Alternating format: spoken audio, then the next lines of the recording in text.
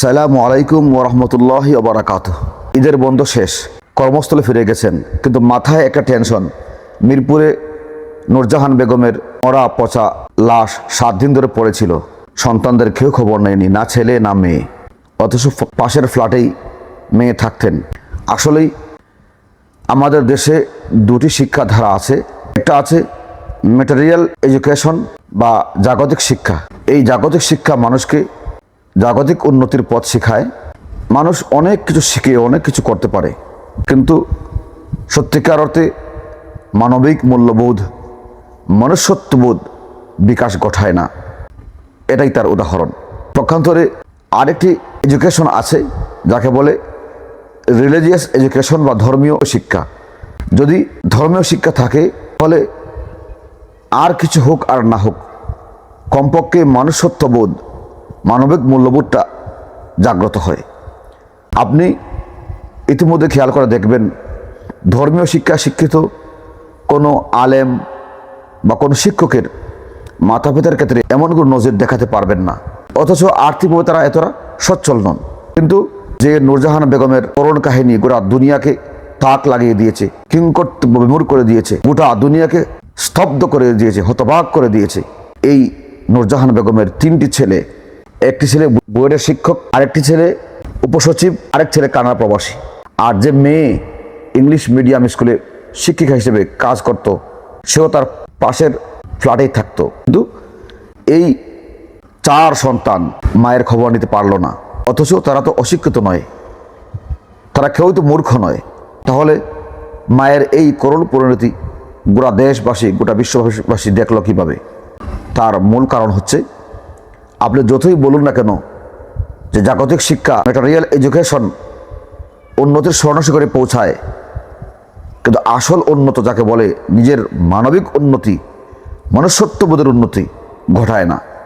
আপনি doctor, master, engineer, professor, lawyer, banker, আপনি ভাবছেন আমার ক্ষেত্রেও তো এমন হতে পারে।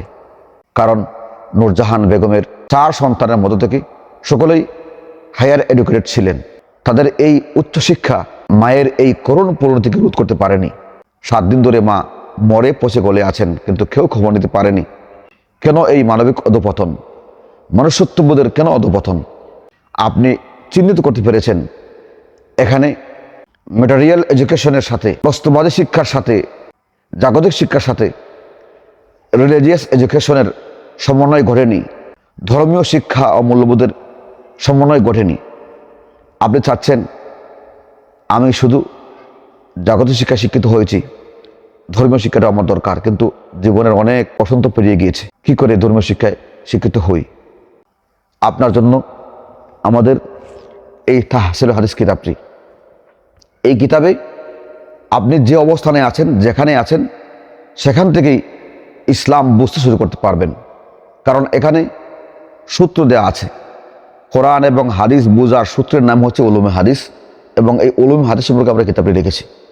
এই কিতাবে আপনি সূত্র জানলে যেভাবে অঙ্ক করা যায়, অঙ্ক সহজ হয়ে যায়, ঠিক তেমনিভাবে সূত্র জানলে, উসুলে হাদিস জানলে, হাদিসের সূত্র জানলে আপনি অনেকগুলো হাদিস পড়তে হবে না, অল্প স্বল্প হাদিস পড়লেই আপনি বুঝতে পারবেন হাদিসের মর্ম, বুঝতে পারবেন কোরআনে কারিমের মর্ম, বুঝতে পারবেন ইসলাম।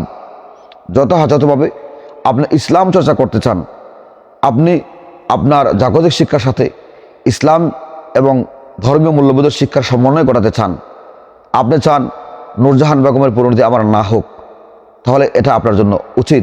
আপনি দ্রুতই আপনার জাগতিক শিক্ষার সাথে ধর্মীয় শিক্ষার সমন্বয় ঘটাবেন। আপনি নিজেও চর্চা করবেন, আপনার পরিবারেও ধর্মীয় শিক্ষার চর্চা শুরু করে দিবেন। আপনি শুধু নিজে পড়বেন না, আপনার স্ত্রীকে পড়তে দিবেন, আপনার সন্তানকে পড়তে দিবেন, তারা যদি স্কুল, কলেজ, ভার্সিটি পড়ে। আর যদি আপনি মাদ্রাসা শিক্ষার্থী হয়ে থাকেন, ইতিমধ্যে আপনি এই কাহিনী শুনে প্রাউড ফিল করছেন, গর্ববোধ করছেন যে ধর্মীয় শিক্ষায় এমন কোনো নজির নেই যে মাকে বাবাকে এতটা অবহেলা করা হয়েছে। কিন্তু আপনিও বুঝতে হবে, আপনার ধর্মীয় জ্ঞান যদি পরিপূর্ণ না হয়, আপনি কখন যে ঝরে পড়বেন এর নিশ্চয়তা নেই। এর জন্য ধর্মীয় শিক্ষাটা যদি গভীরভাবে পাণ্ডিত্য অর্জনের সাথে না হয়, তাহলে আপনি এবং জাগত শিক্ষায় শিক্ষিতর মধ্যে পার্থক্য থাকবে না। এই জন্য আপনি যদি ভিতর থেকে নিজেকে গড়ে তুলতে চান, তাহলে আপনার জন্য উলুমে হাদিস শিক্ষা করা অতীব জরুরি। বিশেষ করে যারা দাওরায়ে হাদিস এবং মিশকাত জামাতে পড়ছেন, তারা নুখবাতুল ফিকর পড়তে গিয়ে আপনাদের মধ্যে অনেকটা অস্বস্তি বোধ কাজ করে আমরা দেখেছি। যেহেতু দীর্ঘদিন ধরে এই কিতাব আমরা দাস দিয়েছি আরবি ভাষায়, এবং একটু কঠিন আরবি ভাষায় হওয়ার কারণে কিতাবটি আত্মস্থ করা অনেক কষ্টকর হয়। এই জন্য আমরা এই কিতাবে মূল ধন কি আছে, নির্যাস কি আছে, মোট ৭৫ প্রকার হাদিস আছে। আমরা এই কিতাবে তাহসিলুল হাদিসে ৭৫ প্রকার হাদিসের আবেদনিক সংজ্ঞা, পারিভাষিক সংজ্ঞা, প্রত্যেকটির প্রকার, প্রত্যেকটির উদাহরণ, প্রত্যেকটির হুকুম সহ বিস্তারিত আলোচনা করেছি। শুধু তাই নয়, সিহাসিত্তা নিয়ে গোটা দুনিয়ায় আওয়াজ হচ্ছে, আলোড়ন হচ্ছে। বিশুদ্ধ ৬ হাদিসের কিতাব গোটা দুনিয়া জুড়ে সমাদৃত হয়েছে, যেই কারণে সিহাসিত্তা সম্পর্কে জানতে চায় কারা রচনা করলেন, সিহাসিত্তার মুসন্নিফদের জীবনী, সংকলকদের জীবনী, তারা কোন মাযহাবের ছিলেন, তারা কিভাবে সংকলন করলেন, কেন সংকলন করলেন, কোন কিতাবে কতটা হাদিস আছে এবং ওই হাদিসগুলির মান কি, এইসব বিশদ আলোচনা। এমনকি হাদিস সংকলন কিভাবে হয়েছিল, নবীজির যুগ থেকে নিয়ে সাহাবায়ে কেরামের যুগ, তাবেঈনদের যুগ, তবে তাবেঈনদের যুগ, আমাদের যুগ পর্যন্ত হাদিস আসতে কোন ক্রমধারায় হাদিসটি এসেছে।